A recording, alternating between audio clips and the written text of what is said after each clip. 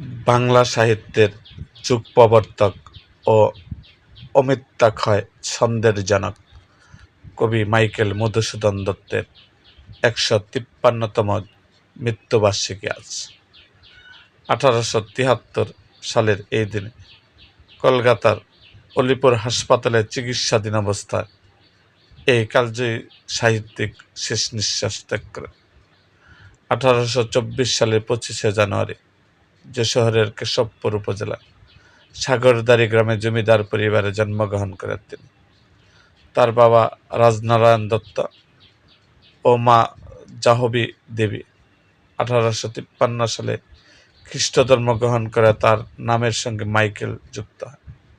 তার কালজয়ী সৃষ্টিগুলোর মধ্যে রয়েছে বাংলা সাহিত্যের প্রথম সার্থক মহাকাব্য মেঘনা আদ্বত কাব্য।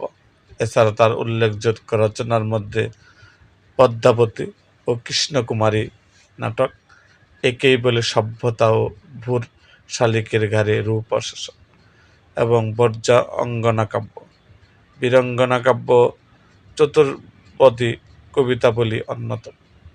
মাইকেল মধুসূদন দত্তের প্রাণ দিবস উপলক্ষে তার জন্মভূমি শহরের সাগরদাড়িতে মধুসূদন একাডেমির উদ্যোগে মহাকবির অবক্ষয় মূর্তির পুষ্পস্তবক অর্পণ, আলোচনা সভা, কবিতা পাঠ, মধুগীতি পরিবেশন ও ডক্টর সুকুমার রায় স্মৃতিবৃত্তি প্রদান সহ বিভিন্ন কর্মসূচি নেওয়া হয়েছে। এরকম আরও ভিডিও পেতে এবং রাজনৈতিক অঙ্গনের নানা ঘটনা ও ইতিহাস জানতে আমাদের মুক্তাগাছার ইতিহাস মিডিয়া ইউটিউব চ্যানেলটিকে সাবস্ক্রাইব করুন এবং পাশে থাকা বেল আইকনটি বাজিয়ে দিন।